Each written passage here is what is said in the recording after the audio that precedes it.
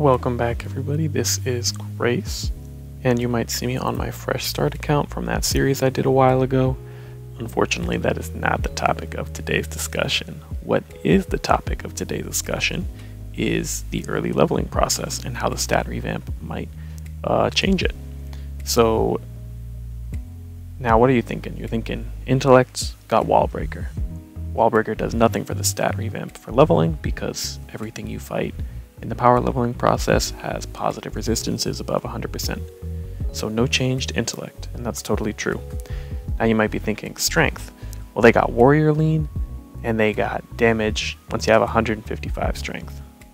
Now if you'll notice, I'm on a level 36, pretend it's level 35, and I've got 175 dexterity. So if this were strength, you might get like what, 2.5% damage, a tiny fraction of the total style bonus, which isn't nothing, but it is small. So you might think that doesn't really apply too much either. For dexterity, the stat behavior change, so the accuracy lean ramping will affect power leveling. But with power leveling, aren't you ending the battle in like 2 or 3 turns or dying? So how long do you have to ramp accuracy? I agree. That being said, there are some things you may not be considering. So what we're going to do is I'm going to grab the Nerfkitten house code and show you how the new kill method is a little bit better than before.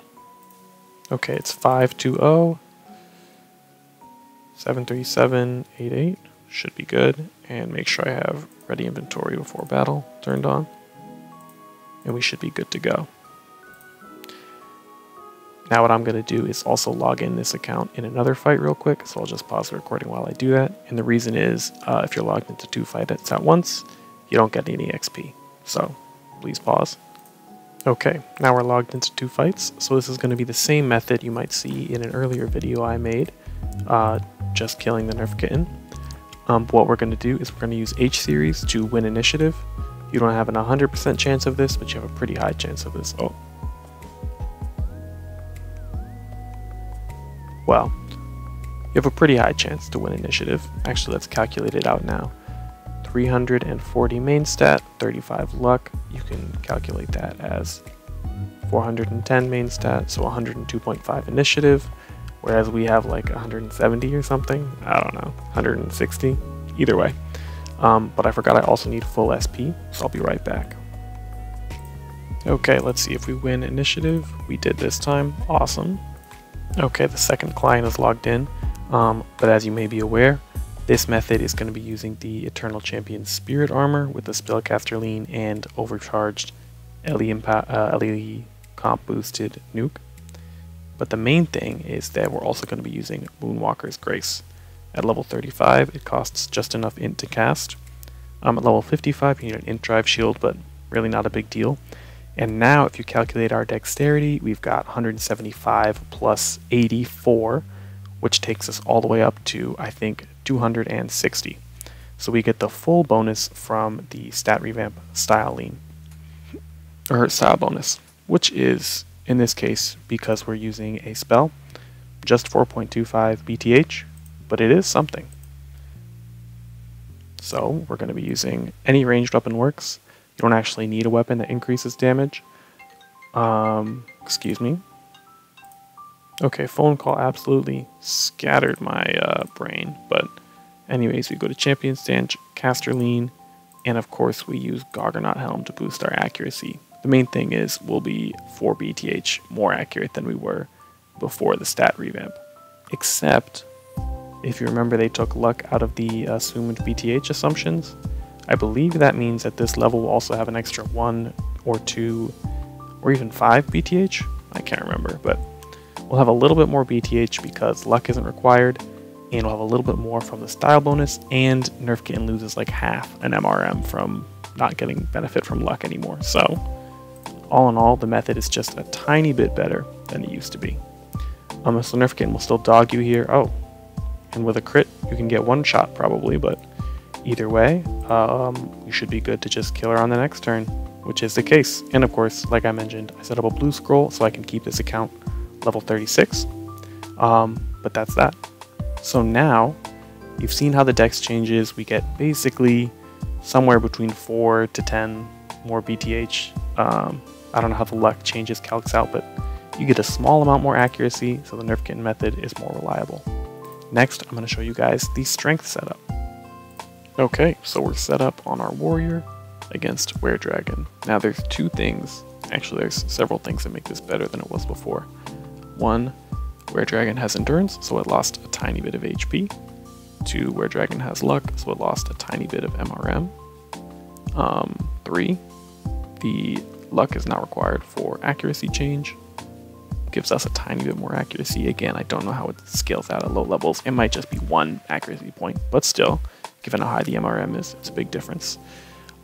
Three, the Galanoth guest, who actually outputs a significant amount of your damage, has significantly higher bonus to hit because he used to scale off Dex and Charisma. Now he scales off of Strength. He will be doing 8% less damage on average, but his accuracy is way up, so definitely a net positive overall. Same with your pet as well. Your fire pet will do more damage. Also, we have this Heroic Titan's Grasp melee weapon, which is a fire weapon with plus 10% damage boost. It does trade its 0 proc bonus for a Prisburn status, which is going to be low infliction rate against this guy because, you know, level gap. But I think it should still be better than the other easy access fire weapons you have at that level.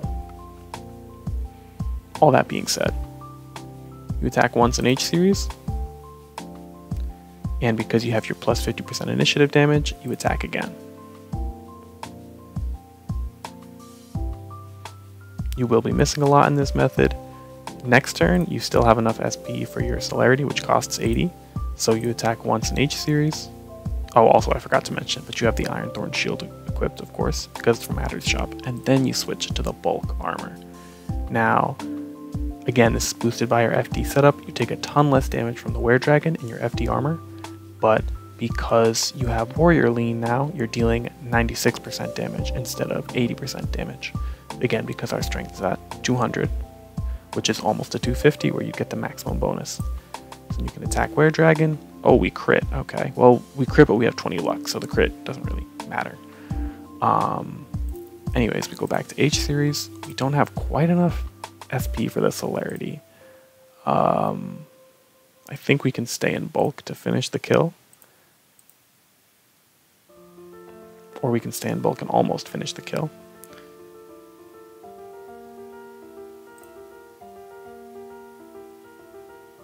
Galanoth waits for you to be ready. Yes, we're bleeding out on SP right now. But, oh god, close the client. Okay. Okay, thank god we didn't actually finish the battle. I didn't mean to kill the Weredragon on that kill. I meant to just get it down to like one hit and be like, yeah, you can finish it off. Because I couldn't be bothered to open up a second client to blue screen it again. So that's why I had the goofy panicked reaction. But yeah, as you can see, what was once a pretty tricky kill on a warrior is now a lot more reliable because you have that flat damage boost from the style bonus. Your guest is way more accurate, and again, Galanoth doesn't output most of the damage, but he's a significant chunk. Same with your pet. It helps to have that damage going in, and your FD armor to use after you run out of SP is a lot more efficient than it used to be. So all in all, I think these changes pretty much dethrone mage from the leveling meta. The only real concern is you need H series for both the ranger and the warrior method. And for the ranger method for Nerfkitten, you also need Eternal Champion, so it takes a lot more time to get Eternal Champion. But I think all the other items are accessible. Fire Vampiragon, Iron Thorn, Bulk, Heroic Titans just from the Value contest, which anyone can access, of course. Yeah, Galanoth Guest is adventure accessible. This is, of course, an adventure account. But yeah, that pretty much covers it. Style bonuses provide a not massive, but notable benefit to power leveling for rangers and warriors. Not for mages, but for rangers and warriors, it's a significant boost. And mages will also be helped out a little bit by the HP reduction on a lot of monsters, but that'll be hard to notice. But it probably will push some people over the edge. They just won't know it was because of the HP reduction unless they're really thinking about it. But yeah, so this is not just a buff to late game characters with 250 in every stat, it is a buff to the early game power leveling meta as well. I hope this was interesting. Let me know what you think, and I hope you have a great day. For investigating this method on higher level strats, I haven't quite planned out the exact items and gear, but this stuff works. So first tried it both times. Well, if you don't count losing initiative. And you do have a you have a relatively high chance of losing initiative against Weredragon too, but I'm really just yapping past my due point. The point is, early leveling is a little bit easier and a little bit better now than it was a year ago, or 3 weeks ago. Have a great day, spread some peace and love, and I'll see you later. Bye-bye.